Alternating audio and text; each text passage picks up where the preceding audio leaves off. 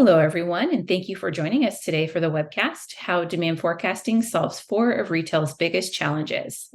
My name is Casey Castellanos, and it's my pleasure to be your host and introduce our speakers for today. First, we have Farshad Carey, Head of AI and Data Science at Legion. Farshad has more than 15 years of experience in the data science field, and he worked in several startups with successful exits.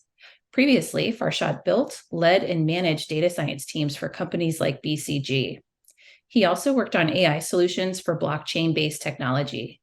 Before that, he worked in academia at UCLA Neurology Department, where he contributed to NSF and NIH-funded research and published his findings in several accredited journals. Farshad holds a PhD in electrical engineering with a minor in mathematics, and he has 2 master's degrees focused on electrical engineering and digital signal processing. Also joining us is Melissa O'Connor, Vice President of Product Marketing at Legion. Melissa has more than 25 years of workforce management and human capital management experience at companies such as UKG, formerly Kronos Incorporated, where as Senior Director of Marketing, she led industries such as logistics and financial services, HCM, and SMB initiatives. Melissa holds a degree from Ohio Wesleyan University. Without further ado, I'll hand it over to Melissa to get us started. Melissa, take it away. Excellent. Thanks so much, Casey, and thank you all for joining us today. We want to start off talking a little bit about the current retail challenges, and we know that many of these challenges are very familiar to you, but for today's call, we wanted to dig deeper into each of these and talk about examples of how workforce management can help you solve today's most complex challenges. So the first one is really, if you think about it, consumer behavior has changed in the last several years. We have complete flexibility now around the way we get our groceries, we get a ride, we shop, we communicate, and more. And consumers, expect those communications to be flexible, and they also expect their buying experiences to be as frictionless as possible.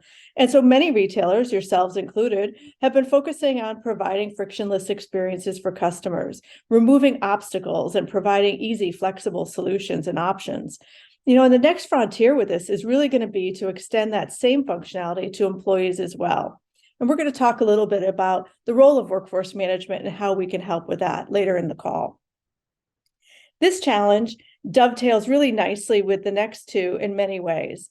The pandemic really was the ultimate trigger for looking at ways to become more agile in planning and execution. And a study by McKinsey found that response to COVID-19 sped the adoption of digital technologies by several years, 7, in fact. So people really fast forwarded these investments and thinking about how can technology play a role in simplifying the experiences for their customers and allowing them to adapt more quickly. And during COVID, though, these advancements were primarily focused on adapting to changes in consumer behavior. And so now it's time to really think about how you could apply some of those things to more of the employee side. And the last one, this one's really a big one. Every day I talk to people who talk about the struggle to hire and find the help that they need. And then how do they maximize the efficiencies of their current employees to be able to meet their service levels, their customer demands, their business needs. And the labor shortage really has persisted for frontline retail and hospitality jobs. The key is finding new strategies. How can more accurate short and long-term forecasts and budgets coupled with granular optimized labor plans help, as an example? How do you do more with the resources that you have and retain them? This study really, and this chart was eye-opening to me. It's really a stark reminder that the challenges in retail are significant and real.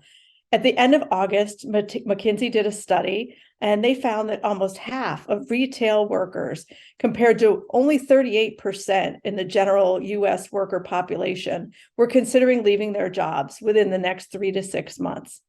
We know that flexibility is one of the main reasons that employees are seeking new jobs, whether that's flexibility within the ways that they schedule, where they work, how they work, when they work, even pay flexibility. Those are the types of things that are driving employees today.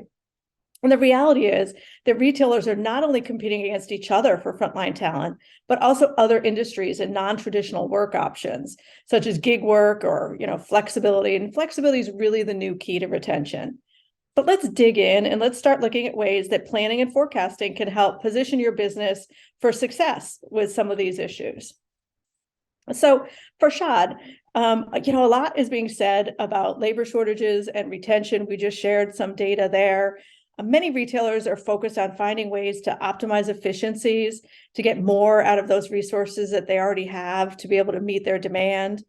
What role do you see, or what role can having a better forecast and labor plan play in retaining employees and maximizing the performance of current staff? And maybe let's just start with what you can do in the short term. Oh yeah. So short-term demand forecast, which in most of these businesses that we are focusing on, the demand is the main driver of labor. So if the manager, if the company has an idea of what's going on in the short term, what's happening in their business, they can kind of translate that to the how much labor they need. And there have been ways in the past that people were doing this, or even some nowadays. I talk to some of these retailers, and they're doing that. They're looking at what happened last week, and they said, okay, that's most likely what happens the next week. I see we have one good example in this slide, and as you see, we look at like how important some of these features can help you to forecast what's going to happen in even very short term, like in the next 2, 3, 5 days or a couple of weeks. In this example, we look at trend. Trend is like what's happening over the past few days or past week or past few weeks, and how does it impact your future sales? And what we notice that it's not very generalized term. We can't say, yeah, like I don't know, this retailer in general is the behavior of customer are very trendy, and it's very it depends on what happened in the past. So the last week, last 2 weeks, last 3 weeks is a good indicator of what's going to happen in the following weeks. As you see, like we have 2 stores, one is in the mall and one is on the street. And just to show you, for the same industry, for the same type of retailer, and we see that the one in the mall trend is very important for it, but the one on the street, no, not that important. So, and it kind of may make sense intuitively, because the one in the mall is very impacted by the population go in the mall, and that's the biggest driver for that retail, that location for that retailer. But for the one on the street, people go there just they really need something, and it may not really, has anything to say, hey, what happened the previous weeks? And there are also other features that they kind of impact your sales, such as weather, right? Weather, we see again the same 2 locations from the same retailers, but in the different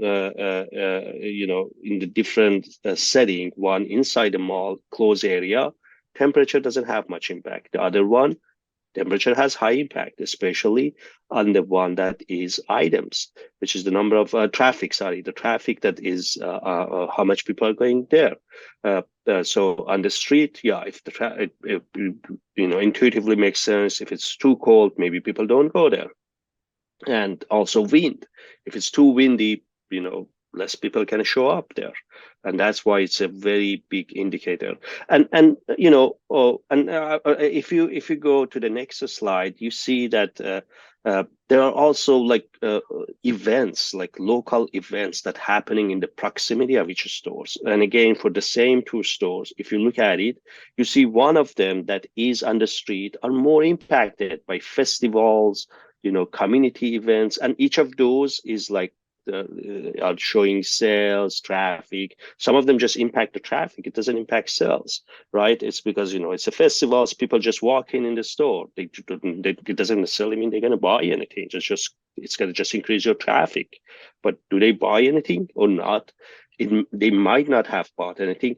But again, you have to be careful to interpret these results. It could be because of 2 things. First of all, because there was an event close by, they just walk in and they just walk around, browse, and left. They didn't buy anything. They just, they just were in the neighborhood and they got, they were in this festival event or this community event and they decided to stop by at your store. Or it could be they came in, they wanted to buy, but you didn't have enough employees there to serve them. So, they stayed a few minutes, they decided to leave because they said, okay, there's nobody here to serve me. I'm not going to stay 45 minutes to buy a pair of shoes or something like that I can go buy without waiting at many other stores. So these are like things that we have to consider when we are interpreting these results. But what I want us to take away from all these information is, going back to the traditional technique that they call it actually a random walk, which means, hey, what's going to happen next Monday is most likely similar to what happened previous Monday, may not be the best approach, because as you saw in the last 3 slides, things like events that happening close by, weather conditions, and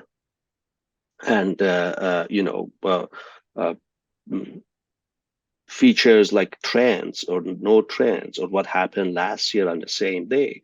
These could have high impact. And some of these features are not coming from the retailer historical data. They're coming from other data sources and using techniques that just looking at the retailer's historical data may not help. You need to kind of gather this type of data and see if they're impacting their business. So using more advanced techniques will help us to get to a higher accuracy. I just wanted to show you an example of how much this impact could be in some cases.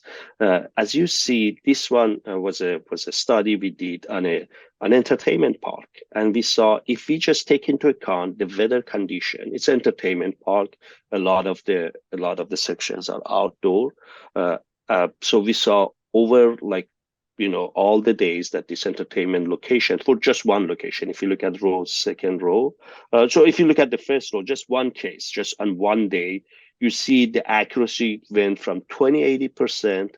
After we brought weather impact in, the accuracy on the same day went to 78%, which means on one day, we could increase the accuracy up to 50%. But if you go to just one location across days that have been impacted over 1 year, there are 11 days have been impacted, which is for this location is almost 6% of the whole time this location was open. And the average accuracy for those days increased from 53% to 63%. It means overall, we were able to increase the accuracy 10% just by bringing the weather prediction, weather forecast into the calculation.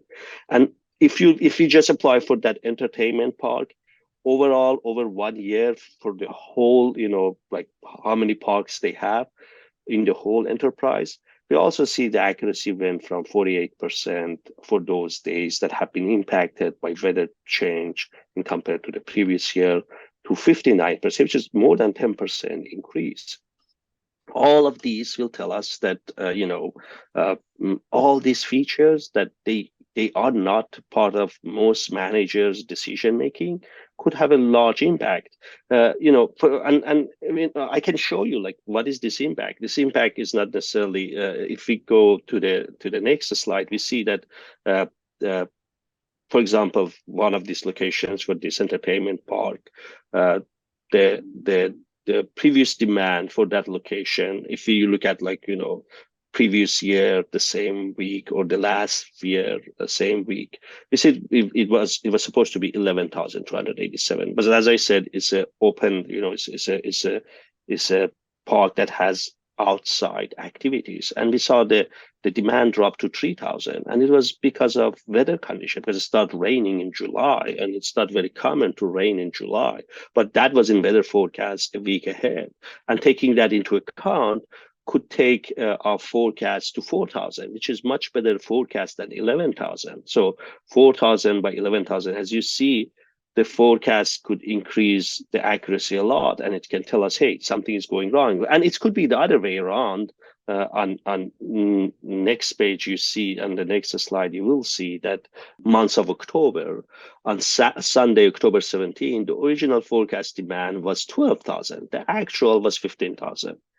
But the midweek, if we readjust forecast for that day, it's going to 15,000. And it's the reason is because October, usually that time was, rainy, the weather was cold, and the original forecast was in the range of 12,000. But because that day we knew that there's going to be sunny, the weather forecast actually had it. We saw that this weather is great. It's going to 3,000 above, and that's a large impact. It's not 5-10 people. If 3,000 more customers come into entertainment park, it means it's gonna significantly change your labor model or the number of people you need. And in the previous cases as well, you need much less people. In this case, you need many more people to actually serve your customers and create satisfaction for your customers, also for your employees, because if you want to use the same amount of employee to serve 15,000 as you use for 12,000, of course your employee are going to be overworked. And it's kind of go to the study that you showed earlier that, half the people want to quit their jobs because most likely they're overworked. They have to do a lot of things and they don't think it worth it. It was the effort. These are all some of the examples we see that, even looking at very short time forecast, because some of our managers says, oh, we are doing more advanced techniques. We're going to look at moving average. We're looking at what happens the past 5-6 Mondays. We're going to get average of those, or we're going to give different weight. We give higher weight to the most recent Monday and give lower weight to the older Mondays. And also if it's a special day like Christmas or Halloween, we look at last year Halloween, last year Christmas, and make sure that we take into account those seasonal features. These techniques are more advanced statistical technique called REMA. But as you see, how are you going to use the weather in REMA? How are you going to use events that happening close by in these even more advanced statistical techniques? How are you going to use the impact, the quantifiable impact of weather? How are you going to use the quantifiable impact of trends? And again, we have seen even some of our big competitors that build these models at the level of enterprise, right? But I just show you two examples on the street and in the mall. For the same enterprise, for the same industry, for the same company, the two locations had completely different. They behave totally different. They behave totally different in the presence of trends, in the presence of weather. Depending on where their location is, where they are, and some may say, hey, these are, I'm aware of it. And we have heard that sometimes the manager says, oh, I know it's going to rain tomorrow, so I want to readjust the forecast. So that's good. But when you have 1,500 locations, when you have even 50 locations, who is going to take care of all those things? Who has enough experience to know how much rain is going to impact your sales? How much temperature drop is going to have, change your customer traffic or sales, and these are not doable or practical with doing by that can be done by human. Even though we trust human, we have techniques in our platform to take into account the human feedback and learn from it. But That's really interesting. And that's a really fantastic segue, actually, Farshad, because, you've talked a lot about the impacts, with short-term planning, but, let's talk a little bit about long-term planning. So, kind of what do you say, what do you see there around the impacts and the things we should be thinking about with longer-term planning? Yeah, that's actually very, very good question, because longer term planning is even more harder than shorter term planning. And for many reasons, people think, oh, it's, yeah, I can see that weather impact could change suddenly from one day to another day. But overall, if I look at 3 months or 6 months, no, it's not going to be that much, A lot of these events are going to cancel each other out, or when I look at that 3 months or 6 months. But I'm a number guy. I'm not. I'm not. A very. Mm, I haven't worked in workforce management for 10 years, 20 years, and I don't know about this business. So I'm just looking at the numbers, and that has been interesting, because a lot of times I hear things from some of our customers, and I find them very interesting and amazing. And when I test that with data, I see that's not correct. I heard, like, for example, one retailer was telling us repeatedly that the time that the prom is happening, our sales is going up. And they were providing stuff for girls. And when we look at the numbers over several locations and even the whole enterprise, we saw, no, that's not the case. Even though that makes sense that it should happen, that wasn't the case. The same thing for budget forecasting. A lot of these stores need to know how much budget they're going to spend on each location. And that requires them to have a great idea of what's their sales. A lot of these stores at the moment use say, hey, I know, like, what last year, what happened in February, March, and April, most likely it's going to be the same. And they're going to assign, for their business, a percentage of gross, right? They know, like, hey, I see that over these past few months, I gross like 5%. So I increase it 5% accordingly. And we run those numbers. And we saw that's not the case. We work with some retailer. They thought their business is growing. They had like all this in their budget. And when we look at their numbers, we saw their sales is decreasing, and they, accordingly, they have to lower their labor. But they were thinking, like, yeah, their labor should increase, and there was a few things in play. They were growing too much. That was my hypothesis, and I could be wrong, because after all, when we saw some numbers, we tried to find what's the story behind it. But that story doesn't matter. That story does not change the fact. The fact was they thought they need that many laborers, like 1,000 labor, but they actually need 800, right?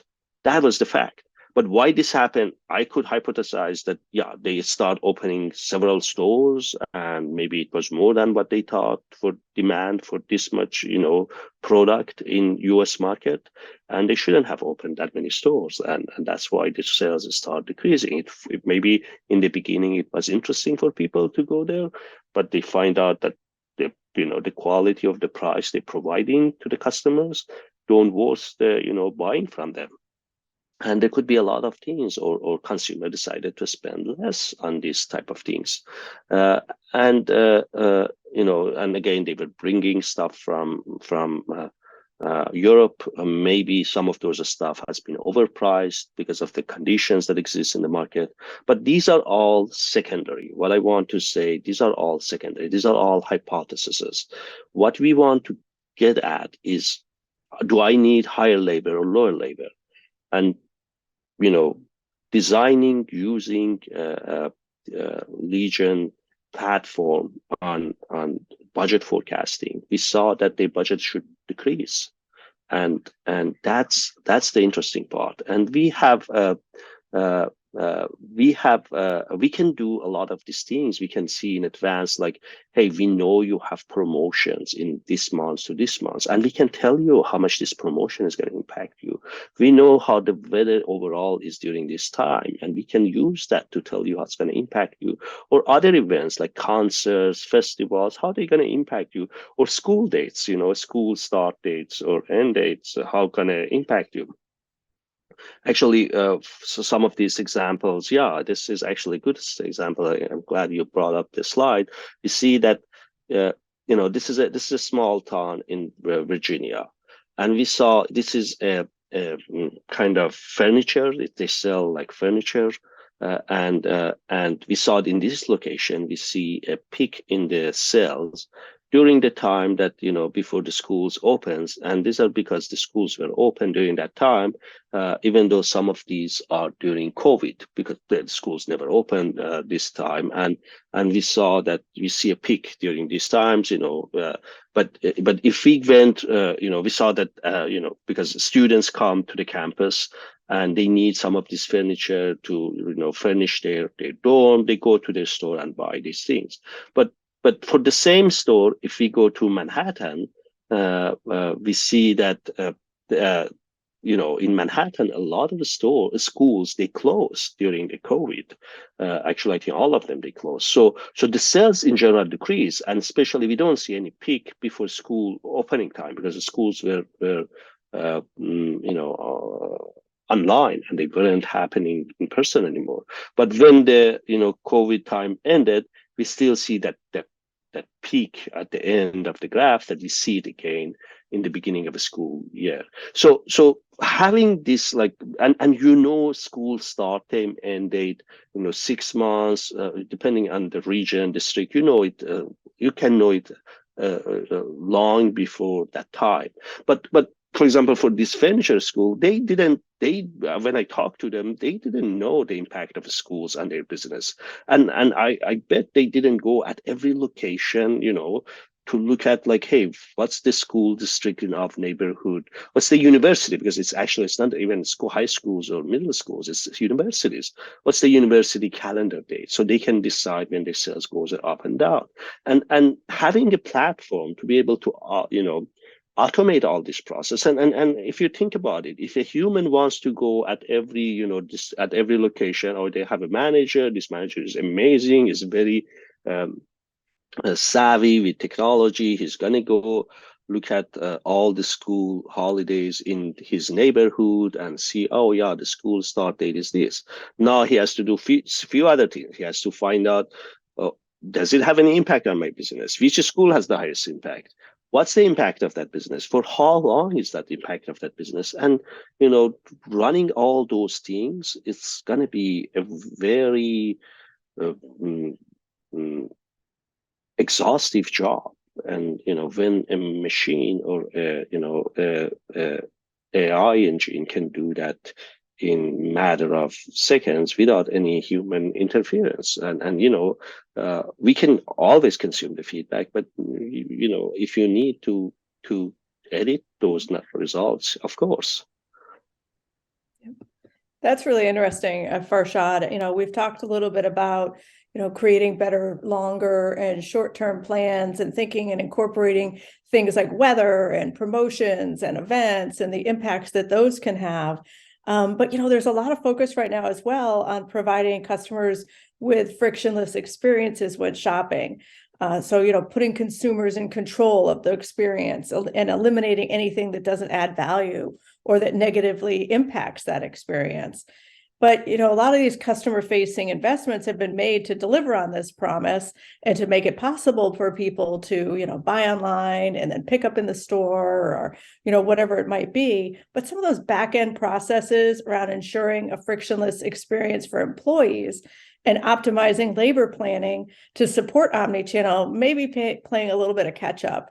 So I guess I'd be curious to ask, what role do you see demand forecasting playing in helping retailers create better labor plans to improve execution across their omnichannel operations? For example, if you're lacking granularity, what impact could that have? And how could it help provide better support for long-term planning as part of their omnichannel strategies? Yeah, that's a great question. I was actually talking to a customer yesterday, and they were telling me they were selling sport stuff to teams, fans, and they were telling me they know overall what is their sales based on their historical data on a specific day, for the next week, and they're not wrong. Their accuracy is correct, but what they have a big challenge with is when it's going to be the peak sales. What time is going to be with 15 minutes or 30 minutes, granularity. So accordingly, they can ask people to come in the right shift right? I don't need somebody to be there all the 12 hours the store is open. I need like 6 people or 10 people during the peak sales, and the rest, 1 or 2 people can handle it, right? And that's the other thing that AI can handle. We can forecast in any granularity as long as the historical data exists in that granularity. It could be even 1 minute intervals. We can generate that forecast. We can tell you at every 1 minute how many customers come to your store. We have granularity like for our we have some coffee shops, they work with us. We tell them at every 30 minutes, 15 minutes how many coffee they sell with a very high accuracy. And that really is helpful because a lot of these jobs have a very limited shift, like 4 hours, 6 hours shift, and they want to put the shifts at a time that there are rush hours, and these rush hours are not very predictable. So, it's not very intuitive. Sometimes there's an event, something happening in the afternoon. It's like 6 to 8, and if they're blindsided, if the business is blindsided by that, a lot of customers comes in, and as I said, we saw sometimes in some of these enterprises, when we go look at the historical data, we see there's a peak of traffic, but there's not a peak of sales. And it's kind of strange, like, because you think always traffic and sales should be correlated. If there is no correlation between them, it doesn't mean necessarily, like, if you go to a coffee shop and you don't buy a coffee and walk out, there's something wrong, right? Because people don't browse in a coffee shop. People don't browse in a restaurant. People don't browse in a hair salon. If they walk in a hair salon, they want to get a haircut. They already know they want to get a haircut. They already know who they want to get a haircut from. But if there's not enough people there, if somebody there is busy already, so they're gonna walk out. And they may not come back, or if they're a customer, they may come back. But for food and drinks, they may go somewhere else. And so you lose that customer. But granularity is very interesting that you brought this up. Granularity in time is very important. And I heard it actually yesterday firsthand from one of this customer. And the other thing is, as I said, some of our competitor in the market, I've talked with some of the job applicant from them, and they said that we have a model for everybody. That for this whole enterprise, we have one model. But no, it's not working. I just show you, for example, 2 examples from 2 stores from the same industry. One of them was in the mall, one of them was on the street, and they were behaving totally different. And that's another reason that you need to have a different model for every location. Every location needs to have its own model. And that's why I like to say that having granularity in time and space is going to help us to achieve much higher accuracy, and it's a lot of work coming out of the plate from managers who used to do this every day, every week, every Sundays. They sit and say, okay, next week, who should come to work? What time they should come to work? And so how do they decide that? They guess how many customers they're going to have on each day of the week. They guess accordingly, what is the labor law? Like for every coffee, how much work is required, and accordingly, how can I translate that to required labor, or how many people should be there? But then again, let's go back and look at this. If I live in a big city, if you go to a coffee shop in my city, it may take 5 minutes, 6 minutes to make a coffee. Now, if I travel to Manhattan, New York, it may take 30 seconds, 45 seconds to get the same coffee, so and again, I'm just giving a very naive example. It could be even 2 stores in my city. In one of them, it takes 1.5 minutes to get a coffee. In another, the one takes 30 seconds to get in a coffee, depending on how much experience that person who works there has. So how does the manager take all this into account? What work requires, what amount of effort is required to take all that into account. But of AI processing system can get a set standard rules, but we can we can adjust that based on your historical data. These are a lot of capability that AI has and can help us to automate this system. And which is not that easy to do outside this environment. Yeah, and that's a really good, transition here as well, because often, it really just seems like forecasts are based on looking at demand through a rear view mirror. And so how can incorporate, you've talked a little bit about it already, but how can incorporating those external demand signals and data sets help retailers improve the accuracy of their forecasts and give them more of a forward-looking view so they can adapt and be more agile, so they're adapting more quickly to consumer demand or behavior changes? Oh yeah. So behavior changes. It's always has been triggered by something, right? It has been triggered by something in the past. I may not know that a behavior is going to change next week. I may not know there's going to be a COVID next week, but as soon as I learn there's a COVID, I should be able to adjust to that.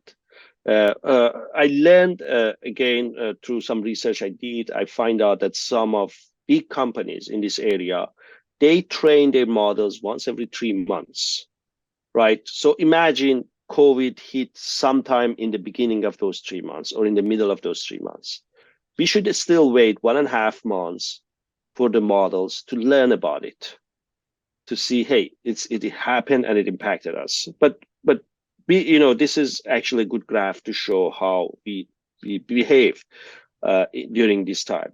In general, our models are being retrained in a very short intervals.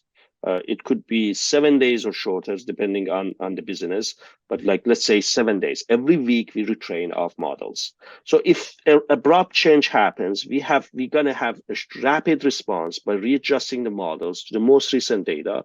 But then after we saw instability, we have features that kind of consume those short-term trends. Then we have features that look at longer-term trends, and we have features that look at much longer-term trends. We have features built for 1 week, 2 weeks, 3 weeks, up to 6 weeks trends. That which of them is going to continue? Is this change in behavior happened 6 weeks ago and still continuing, or is it something that happened just last week? How much should I give weight to the last week? How much should I give to the trend that started 5 or 6 weeks ago? And doing that, as far as I know, we were one of the rare companies that when COVID happens, because of this capability, we were able to readjust our models very quickly to it, depending on if the business open or close. And that's very interesting because, as I said, we are not building one model for the whole enterprise or for the whole location. We're building one model for every location, every metric. And that's what's very helpful. But because I give you a very practical examples, we have some of these stores that during COVID, they closed, but they still have pickup and, curbside pickup, right? So they, we still see the data was valid for sales and transactions, but traffic was out. And because we have different models for different metrics, that granularity actually helped a lot. We say, okay, yeah, I'm going to dismiss your COVID data for traffic metric during COVID, but I'm going to keep your sales and transaction. Your sales and transactions are still happening during this time, and I'm not going to dismiss that. And that made it much more helpful and to bringing much better results. But all in the end, we want to connect everything with each other. And the next slide, I think it's on the next slide, that this granularity in time and space help us to define. This is an example of showing the demand at every 30 minutes time interval, and we can see that the forecast is the blue one, the orange is the actuals, and we see that based on labor law for that location, how how many people at each 30 minutes we need for that role, right? And every square means one person. When they stack on each other, like 2 blue means we need 2 people at this 30 minutes. And this gives you a very detailed view on, okay, when is the best time that I have one person come in at a shift, and what is the best time at, bring people on different shifts. And that was exactly the conversation came up with our customer yesterday, that they wanted to know that yeah, I know how much I'm going to sell overall during the day, but when they should come in, that's not very clear to me, and we are not doing a great job on that. But AI, by using like exactly granularity in time, can tell you when people should come in. And also, it's even take it we take it one step further. We ask the employees to give me their priorities, their preferences. They tell me like, hey, I want to work. I'm a mom. I want to work during the day when my children are at school, but I want to be home during the night. Or no, I'm a student. I want to go to school during the day, and I want to work after, in the afternoon, in the evening. So you give me your preferences, and accordingly, I readjust your forecast, and I'm gonna tell you like, okay, this is the best shift I could get you. And then a lot of frictions that exist between the manager and employees because they think they have been treated unfairly is gone, because the shifts have been assigned by an AI, right? It doesn't know it's Farshad or Melissa. It's going to say, hey, you have to come this time. So if I am unfair to Farshad, I'm unfair to Melissa too. The unfairness is the models have been designed that say, hey, if I'm not going to meet 5% or 10% of Farshad's, preferences, I'm not going to meet 5 or 10% preferences of everybody else. So that fairness is been fulfilled, and that's very important. That's really is an important factor for a lot of people. Thank you so much. That was so Sure. insightful, and you've shared a lot of really good examples today. But I guess my last question for you would be, how does this all come together, and what could be the impact in terms of improved accuracy? So when you think about the impacts as a result of being able to improve the accuracy and do some of the things that you've talked about today, what does that look like? Oh yeah, that's actually a very great question. It has come up. It's come up a lot with people. They said, okay, you know what? I'm using my last week numbers to see what happens next week. That's like the simplest approach. And you tell me, if you come with these fancy techniques, you're gonna improve my accuracy 5%, 10%. What does it mean? What does it mean really for me as a matter of how much money I'm gonna save? We have quantified this. We have actually come up with some approach, and we explain that how is increasing the accuracy in your demand forecast is going to help you to save in your labor budget, because you save on overspending on labor budget. And also, it increases your sales or revenue, because sometimes, as I said, if you are under forecasting and there's customers comes in, there's no one to serve them, they're going to leave, and you're going to lose sales. And that's the other thing. That's the other part that of customers should be very aware of. That having a bad demand forecast and is not only, sometimes they think if they assign less people, it's going to be okay. It's going to save them money. No, you're going to lose customers. And going back to the first slide that you show, 50% of your employee wants to leave their job because they're overworked, they're tired, you have a high employee retention. They say, hey, I'm not going to work in this place. It's so hard to keep up, and I'm not going to stay here. And then rehiring people, recruitment fees that added up to your budget, it's not going to worth it for you to not have it good demand forecasting accuracy, or having an accurate labor model that tells people, tell your managers how many people should be assigned, and how well you can, define your budget for that location. These are just some, and we always, through this whole process, we help our customers to totally understand this and understand what is the number they're saving, how much it's going to help them, and walk them through this process, and they see, what are the costs they're spending on, integration, or this SaaS solution, and is that does it work with the money they're saving, or the ROI that gets back to them. Yeah, no, that's great. And that's an excellent summary, I think, Farshad. And that's an excellent summary, Farshad. Thank you. You've illustrated so many great examples of some of the ways that you can save and the impacts that this can have. And it really is, as you said, employees are tired, they're overworked, and ways that you can do to create less friction in their day-to-day lives is going to help with retention ultimately. Thank you for going through that. I wanted to summarize some of the things that you've talked a little bit about today, as we start to think about our discussion and what we've illustrated. This illustration here really shows how Legion Workforce Management enables intelligent automation of your demand forecasting. The Legion engine automatically understands how customers buy, whether it's in a store or curbside or online. And then it analyzes historical and ongoing information such as transactions and sales, items for sale, and traffic.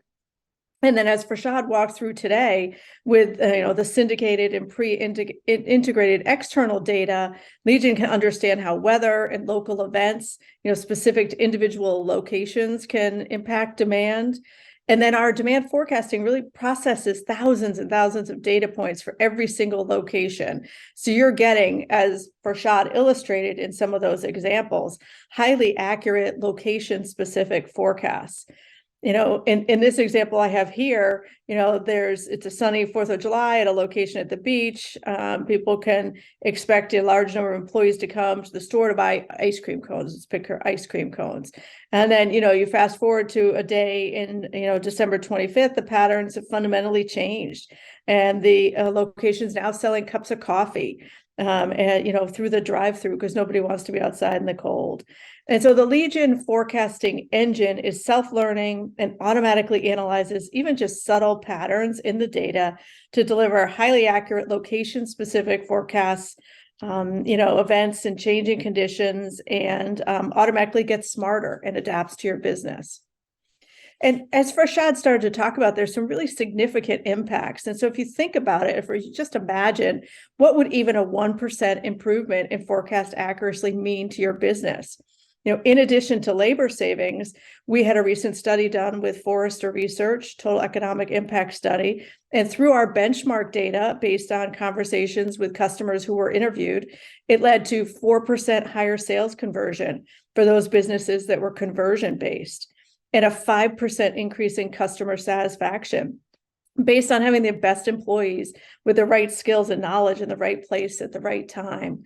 And so as you think about some of the things that Farshad shared today and some of these results, what do you think the financial impact of a 1% improvement in forecast accuracy would translate to for your organization?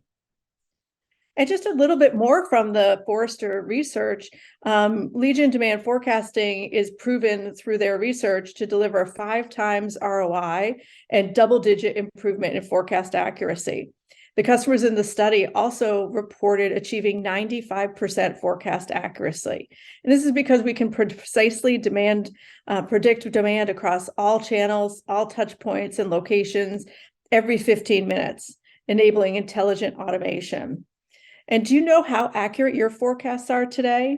What would it mean to your bottom line if you could increase forecast accuracy by 10%? And so we're so confident in our demand forecasting that we'd love to let you try it. At no charge for 60 days across, up to 50 stores and 10 demand drivers. Legion demand forecasting will integrate seamlessly with all leading workforce management systems and can run in parallel with your existing solution. So you can compare the two head to head. So put us to the test. We'll get you live in a few weeks across all locations in the pilot, and it's all for free. So we'd love to talk to you more about that, and reach out to Legion at the address provided to learn more. And with that, I'd love to hand it back to you, Casey. Thank you so much, Melissa and Farshad, for that excellent presentation, and a big thanks to all of you who joined us today. Have a great rest of the day. And with that, we conclude today's webcast. Thank you. Thank you.